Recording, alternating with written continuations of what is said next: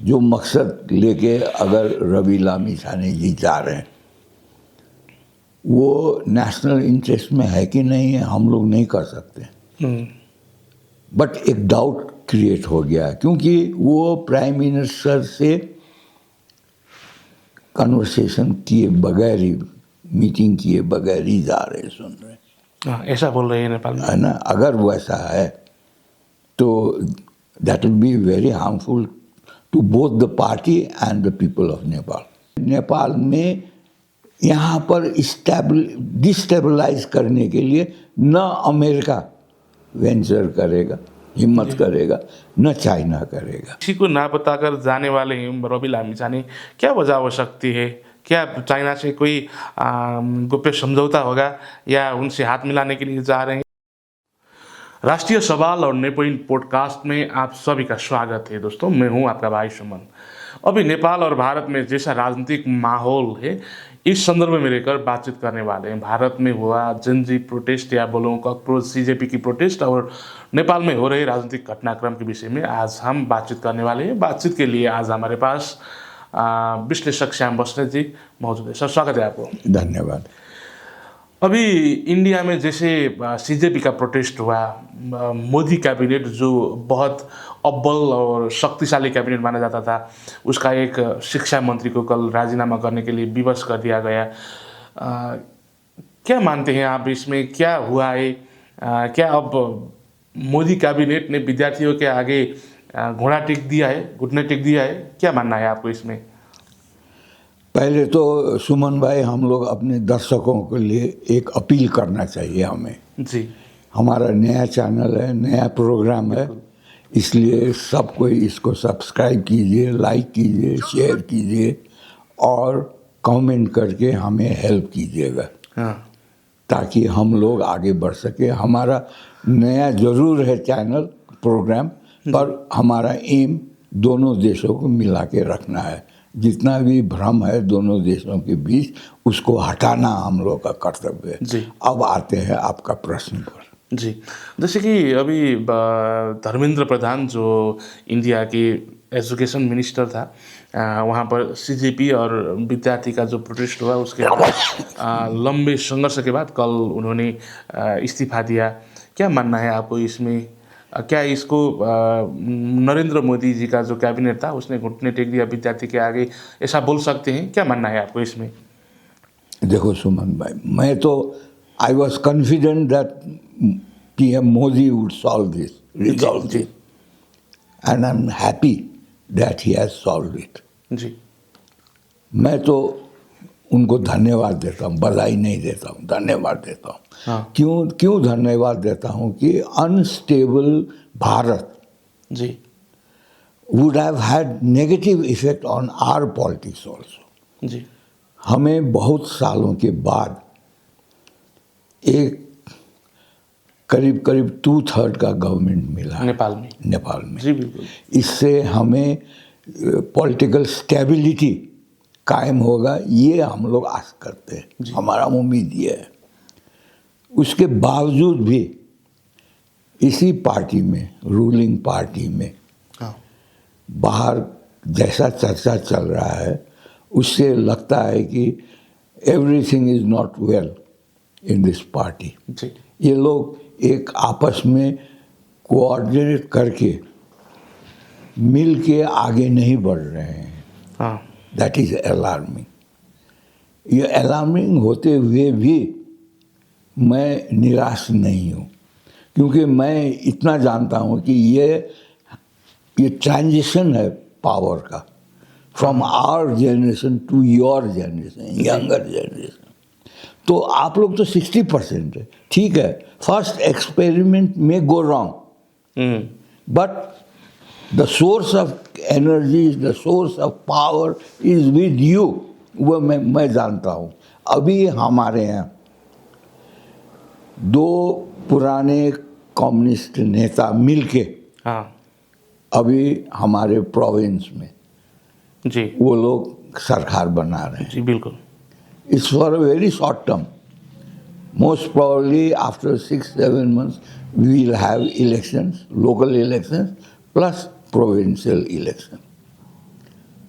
उसमें अगर मोदी जी का ये एजिटेशन को एक पीसफुली सॉल्व नहीं करते या ये अधिक वायलेंट हो जाता जी और मोदी जी अगर कमज़ोर पड़ते तो हमारे यहाँ भी पॉलिटिकल इस्टेब्लिशमेंट जी को स्टेबल होने में हमें भी दिक्कत पड़ता, हमें भी नेपाल में भी। नेपाल में the stronger Bharat grows the stronger Nepal will grow. जी मैं तो मोदी जी पर इतना मेरा कॉन्फिडेंस है, मैं इतना उन पर विश्वास करता हूँ कि सितंबर में होने वाला ब्रिक्स का जो सम्मेलन है उसका चेयरमैनशिप मोदी जी का है, जी भारत का है। और उस ब्रिक्स सम्मेलन के बाद रेजोल्यूशन जो निकलेगा उससे that will establish a new world order. I am confident on that जी because it is under the leadership of prime minister Modi. और मैं इस चीज़ में विश्वस्त हूँ कि मोदी जी इस न्यू वर्ल्ड ऑर्डर में नेपाल का he'll take care of Nepal's interest. Ji He'll place Nepal in such a position from where we can launch our development. मैं इस चीज़ में विश्वस्त हूँ। जी तो इसलिए the stronger Modi ji grows the better it is for Nepalese political stability and economical growth. इसलिए मैं मोदी जी का सपोर्ट करता हूँ। It's for the interest of Nepal. But छोटी छोटी होते हैं इंसिडेंट जिससे डायरेक्टली हमारे पब्लिक, बॉर्डर में जो पब्लिक है, हमारे जो देशव्यापी जो नेपाली पब्लिक हैं, उसमें नेगेटिव जो संदेश जा रहा है मोदी के खिलाफ। क्योंकि हमारे यहाँ मोदी हेटर्स का बाहुल्य है। जी इंडियन भारतीय हेटर्स का भी बाहुल्य है। They want a weak, our leadership want a weak Bharat so that they can manipulate between Bharat and China. जी That is in their blood. That is why I have been supporting the youth. I know youth are not influenced by that politics. इसलिए हम चाहते हैं कि अभी जितना भी rumour बाहर है कि स्वतंत्र पार्टी क्रैक हो जाएगा, हाँ उसके लिए हम विश्वस्त हैं कि Modi ji will help maintain the unity of this ruling party. जी मोदी जी न बालेन को सपोर्ट करते हैं, न रवि जी को जो पार्टी प्रेसिडेंट है उनको भी समर्थन नहीं करते। अभी भी वक्त में देखें तो इंडिया में कुछ टाइम तो जो मोदी जी का कैबिनेट था उसको ही हिला दिया विद्यार्थियों ने, स्टूडेंट ने। उसके बाद बहुत सारे लोग कहते थे कि मोदी जी बहुत एटीट्यूड वाला है, कॉन्फिडेंट वाला है। फिर भी उनको बहुत बार वीडियो बनाकर विद्यार्थियों के साथ समझौते के लिए आह्वान करना पड़ा। कल धर्मेंद्र प्रधान जो एजुकेशन मिनिस्टर था, उन्होंने राजीनामा देने के लिए, इस्तीफा देने के लिए मजबूर किया। ये तो विद्यार्थी का जीत हुआ ना अभी के वक्त। नहीं, ये हमारा हमारा को नेपाली माइंडसेट वैसा है। आप लोग ने इस चीज़ को ख्याल ही नहीं किया कि इस एग्रीमेंट से, हाँ इस एजुकेशन को सॉल्व करने के बाद Modi ji has become more stronger. क्योंकि जो 3 कॉन्स्टिट्यूशनल अमेंडमेंट बिल जो पेश कर रहे हैं मोदी जी, जी वो अब पास हो जाएगा हाँ मेरे ख्याल से। क्योंकि कल मंडे को वो लोग एक बिल ला रहे हैं जो ये पेपर लीक जी के लिए कंट्रोल करने के लिए एक बिल ला रहे हैं। उस बिल को, क्योंकि स्टूडेंट्स एजुकेशन तो बंद हो गया है, हाँ on this condition also, this is going to help the students also, this new bill, control paper leak, और इरेडिकेट पेपर लीक, क्योंकि इसमें ऐसे प्रावधान आ रहे हैं, मैं सुन रहा हूँ, जिससे अब फेयर एंड क्लियर एग्ज़ाम्स होंगे। जी अभी भी जो री एग्ज़ाम हुआ है उसमें 11.5 लाख स्टूडेंट पास होके they have already been admitted.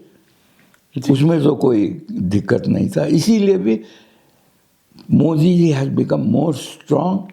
और जो सितंबर 12 और 13 को आफ्टर 1.5 month करीब जो ब्रिक्स का सम्मेलन हो रहा है, उसमें Modi ji will be standing very tall due to this resolution जो कल हुआ है, agreement.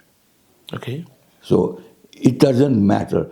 I'm sure Mr. Pradhan will get a very important and significant role to play in his party setup ठीक। in the next election. Okay, जैसे कि अभी नेपाल में भी जो 2/3 मेजोरिटी का सरकार बना, उसके बाद भी नेपाल में एक किस्म का अनस्टेबल सिचुएशन है।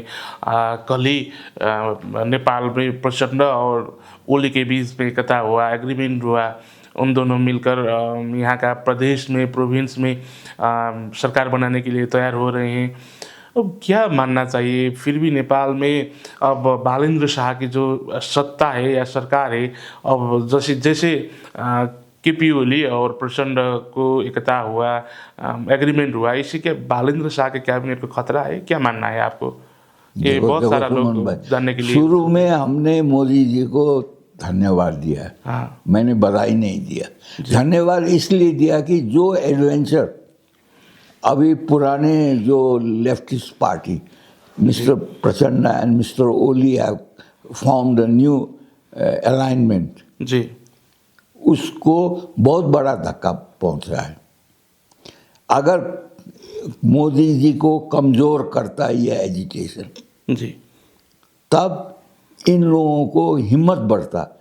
ये जो हमारे यहाँ स्टेबिलिटी आया, दिस स्टेबिलिटी अभी थोड़ा सा हमारे यहाँ कन्फ्यूज़न, डाउट जो पैदा हुआ है, it is due to our prime minister Balen and the party president of Swatantra party. जी, अगर वो लोग क्लीन आए, जनता के सामने आके जनता का विश्वास फिर से जीते, जो कन्फ्यूज़न है उसको हटा दे, जो डाउट है उसको हटा दे, उसको विश्वास में अगर वो लोग चेंज कर सकते हैं, चेंज कर दे, तो we are on the right path. जी, उसके बावजूद भी अगर ये लोग ऐसे आगे बढ़ते रहे, मैं तो देखता हूँ कि कल से मोदी जी का स्ट्रेंथ बढ़ने के बाद ये कम्युनिस्ट का जो है, जो अभी अलायंस है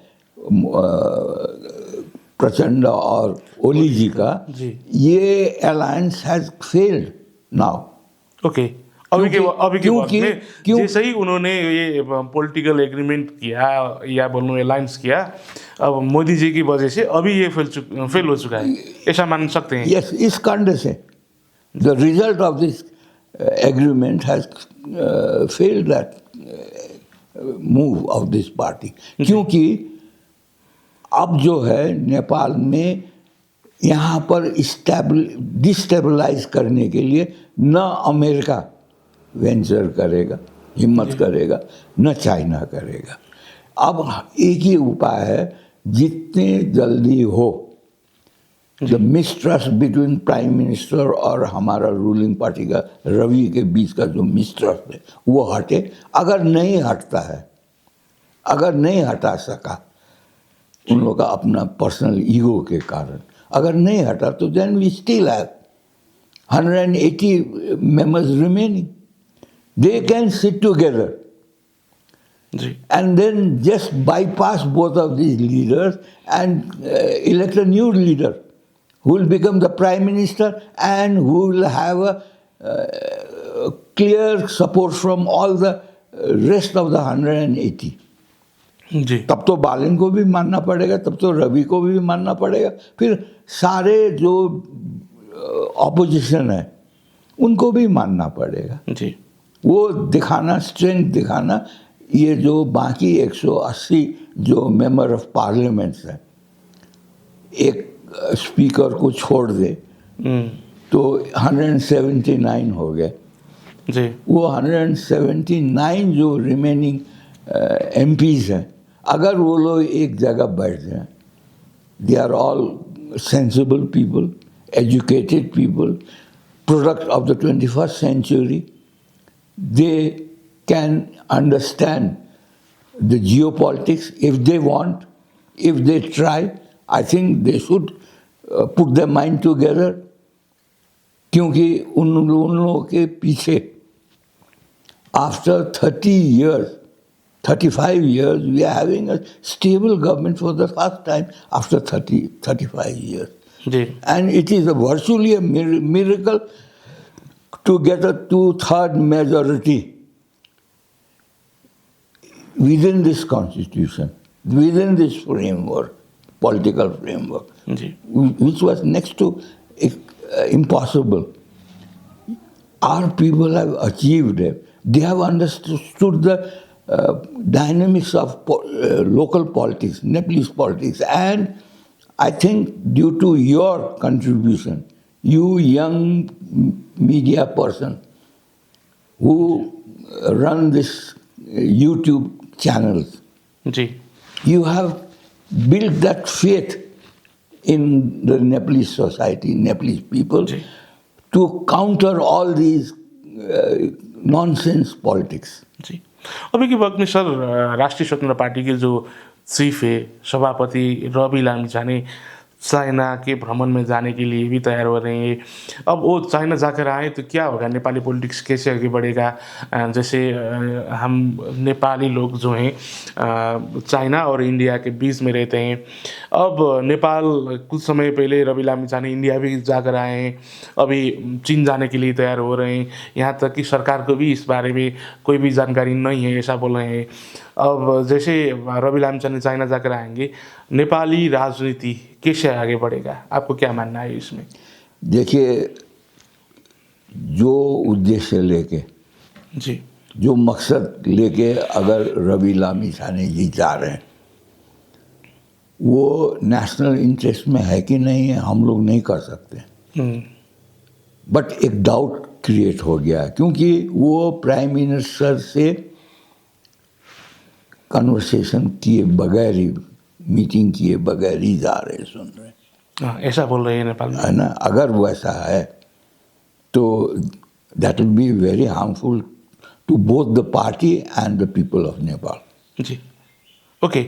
अभी के वक्त में जैसे वो जा रहे हैं, ये नेपाल के लिए खतरा हो सकता है। खतरा हो सकता है, पर ये जो फिर मैं आपको कल का इंसिडेंट जो एग्रीमेंट हुआ government of Bharat and cockroach party students group से जो एग्रीमेंट हुआ, उससे मेरे ख्याल से चाइनीज लोग भी स्वतंत्र पार्टी को क्रैक करने से वो लोग भी रोकेंगे हमारे ख्याल से। जी अगर स्प्लिट का अगर कंडीशन आ गया स्वतंत्र पार्टी रूलिंग पार्टी में, they will try to stop it, because अब जो कम्युनिस्ट जो गठबंधन बना है अभी लेटेस्ट, अभी जो प्रोविंशियल गवर्नमेंट में, और मेरे ख्याल से वो ये आने वाले लोकल इलेक्शन और प्रोविंशियल इलेक्शन में भी कायम रहेगा। जी और उस इलेक्शन में अगर स्वतंत्र पार्टी एक होके अगर फाइट करे और नेपाली कांग्रेस जी में भी कुछ किसी किस्म का अंडरस्टैंडिंग आ जाए, तब तो उस लोकल इलेक्शन के बाद ये पुराने जो कम्युनिस्ट थिंक टैंक वाले हैं वो लोग आउट हो जाएंगे, और उसमें फिर यंग जनरेशन जो भी है वो लोग जब कम्युनिस्ट पार्टी में लीडरशिप में आएंगे, when they replace Prachanda and Oli, they will be replaced after this local and provincial election. जी Then the young blood, young members of these two communist parties, they will take over the leadership. उस वक्त नया political equation हो जाएगा। When young within all the parties, Swatantra party एक young blood का party है। जब आप प्रचंड और ओली को बाहर निकाल के उसको रिप्लेस करेंगे, डिस्प्लेस करके यंग के हाथ में आ जाएगा, कांग्रेस भी यंग के हाथ में आ जाएगा, then everyone will be young in all the parties. जी। तो उसमें political discourse, political competition, political thinking और नेशनल नेशन को केंद्र बिंदु में रख के उस किस्म का थिंकिंग आएगा, and that will be the 21st century thinking of Nepalese politics। जी। अब जैसे आपने कहा, जैसे रवि लामिछाने भारत जाकर आने के बाद अब चाइना जा रहे हैं, ये नेपाल के लिए खतरा हो सकता है, आपने ऐसा बोला। क्या इससे नेपाली पॉलिटिक्स में, तो आपने बोला कुछ असर तो पड़ेगा, जैसे कि उन्होंने नेपाल के प्रधानमंत्री जो उनके ही पार्टी का सीनियर नेता भी है, उनको भी नहीं बताया है, ऐसा बोल रहे हैं। अगर ये जैसे किसी को ना बताकर जाने वाले हैं रवि लामिछाने, क्या वजह हो सकती है? क्या चाइना से कोई गुप्त समझौता होगा, या उनसे हाथ मिलाने के लिए जा रहे हैं, या कोई और वजह हो सकता है? क्या मानना है आपको इसमें? नहीं, मैंने खतरा इसलिए बोला कि जब ये लोग एक कॉमन इंटरेस्ट में काम नहीं करते, प्राइम मिनिस्टर और पार्टी प्रेसिडेंट जी। तो हर वक्त खतरा है, पार्टी में स्प्लिट आने का खतरा है, सबसे बड़ा खतरा। जी। पर मैं इसमें विश्वस्त हूँ कि common sense will prevail over nonsense in this party, in the remaining 179 member of parliaments which are still there in this party. जी। वो लोग इस सिचुएशन को कंट्रोल करके दोनों लीडर्स को कंट्रोल करेंगे, और मेरे ख्याल से विद द हेल्प ऑफ भारतीय पब्लिक, भारतीय opinion, and after BRICS even Chinese leadership will also support this 179 member of parliament of this party with a new leadership there। तो न्यू लीडरशिप वो आपको जो परिस्थिति होता है ना, उससे लीडरशिप पैदा होता है, लीडरशिप वैसे ही पैदा नहीं होता है। तो मेरे ख्याल से आफ्टर ब्रिक्स डिक्लेरेशन, क्या डिक्लेरेशन होता है, और जो वर्ल्ड न्यू ऑर्डर होगा उसमें with the help of Modi's leadership हमें सही रास्ता चुनने के लिए हमें आसान होगा नेपालीज इंटेलेक्चुअल्स को। जी।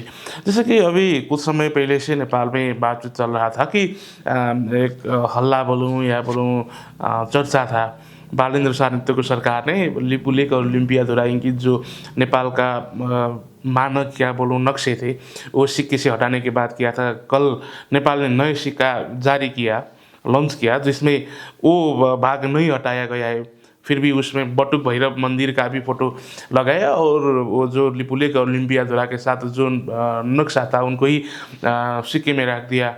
अब इसे देखें तो नेपाल का उड़ान क्या है? आपने कहा था कि अगर वो चुच्चे नक्शा हटाएंगे तो वो भारत के साथ बातचीत करने के लिए तैयार हैं, ऐसा दिखाने की कोशिश कर रहे हैं, ऐसा आपने बोला था। कल जो बैंक ने, नेपाल राष्ट्र बैंक ने सिक्का को लॉन्च किया, उसमें तो नक्शे के लिपुलेख और लिम्पियाधुरा वाला पार्ट तो नहीं हटाया गया है। क्या है ये? देखो सुमन, क्यों इतना बड़ा हल्ला किया नेपाल में? एक चीज तो क्लियर है कि our prime minister mister Balan, he is very anxious to meet Modi ji. क्योंकि यहाँ पर जो अभी चर्चा चल रहा है कि उनका जो प्रिंसिपल सेक्रेटरी कुमार बेन भाई, वो भारत दिल्ली पहुँच के आ गए हैं। जी। ये चर्चा है। जी, अजीत डोभाल से भी मिला पर ऐसा बोल रहे हैं। कंफर्म नहीं है। यहाँ पर अजीत डोभाल से मिलने का चर्चा भी है, जी जोर शोर से चर्चा है, पर भारत में इसका कोई चर्चा ही नहीं है। हाँ तो मेरे कुछ नेपाली दोस्त हैं, मेरे शुभ चिंतक हैं, छोटे भाई लोग हैं, वो लोग दिल्ली में हैं। हाँ So I got a phone yesterday from Delhi. Ji He's a Nepalese, not an Indian, Bharatiya. I don't have any connection with any of the Bharatiya diplomats or bureaucrats. जी मैं तो जो न्यूज़ में देखता हूँ, जो लाइव देखता हूँ, जो मोदी जी बोलते हैं, जो उसको सुनता हूँ, उससे मैं अपना एसेस करता हूँ। जी तो उन लोगों का कहना है कि डोभाल जी से उसका मुलाकात नहीं हुआ है, कुमार बेन की। हाँ, समवन बिलो हिम, उससे उनके नीचे वाले किसी ऑफिसर या रॉ के किसी ऑफिसर से इनका बात हुआ है।